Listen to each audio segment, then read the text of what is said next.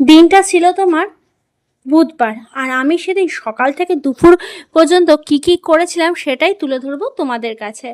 মেয়েকে সকালবেলা স্কুলে পাঠিয়ে দিয়ে আমি লেগে পড়লাম কি করতে বলো তো। এই যে দেখতে পাচ্ছ তো, এই যে ঘরে না অনেক দিন ধরে ঝুল পড়েছিল, তো সেগুলোকে একটু ঝুলগুলো ঝেড়ে নিলাম। তারপরে ঘর বারান্দাগুলো করে ভালো করে ঝাড় দিয়ে আমি যেই না বাইরে বেরিয়েছি, দেখলাম আমার লাগানো জবা ফুল গাছে খুব সুন্দর জবা ফুল এসছে। নিজের লাগানো গাছে যদি ফুল দেখি না ফোটে, তাহলে খুব ভালো লাগে দেখতে। তো যাই হোক, বালতিতে জল ভরে চলে আসলাম ঘরে। তারপরে সব ঘরগুলো মুছতে লাগলাম। আমি এদিকে ঘর মুছেছি, যাও কিন্তু উঠে গেছে সকাল সকাল। ওরও তো ছেলেমেয়েদেরকে দুপুরবেলা স্কুল আছে ওদের, তো সেখানে পাঠাতে হবে। তার আগে রান্নাটা কিছুটা কমপ্লিট করে রাখছে। তো আমি ঘর তোর মুছে টুছে নিয়ে গলির মধ্যে একটু ব্রাশটা নিয়ে পায়চারি করছিলাম। তো পায়চারি টাইচারি করে ব্রাশ করে ঘরে চলে আসলাম। তারপরে এত গরম লাগছিল, এক গ্লাস জল নিয়ে বসে পড়লাম ফ্যানের সামনে। জল খেতে খেতে ফ্যানের হাওয়া গায়ে লাগাচ্ছিলাম। এরপরে কি, মেয়েকে স্কুল থেকে এনে ঘামের জামা কাপড়গুলো তাড়াতাড়ি করে তোমার দড়িতে মেলে রাখলাম, নইলে না একটা ঘামের বিকট গন্ধ হয়ে যাবে জামা কাপড়ের মধ্যে। আর কিছু জিনিসপত্র নিয়েছিলাম, যেমন তোমার দুধ, চিনি, ম্যাগি, আমার জন্য একটা চিজ বিস্কিট, এগুলো নিয়ে এসেছিলাম।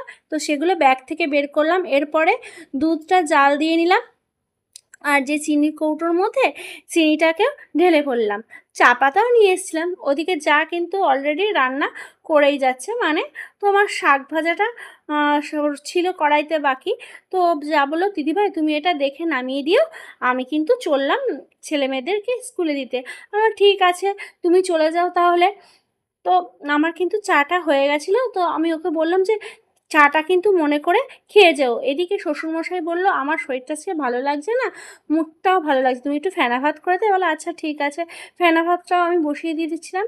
আর ওদিকে মেয়ের বায়না এগ ম্যাগি খাওয়ার জন্য, তো এগ ম্যাগিটাও করার জন্য তোমার ম্যাগিটা সিদ্ধ বসিয়েছি। আর ওইদিকে তোমার ফ্রাই প্যানের মধ্যে তোমার ডিম ভাজতে বসেছিলাম, কিন্তু জলের ছিটা পড়ে তেল আমার গায়ের মধ্যে ছিটে আসছিলো পুরো।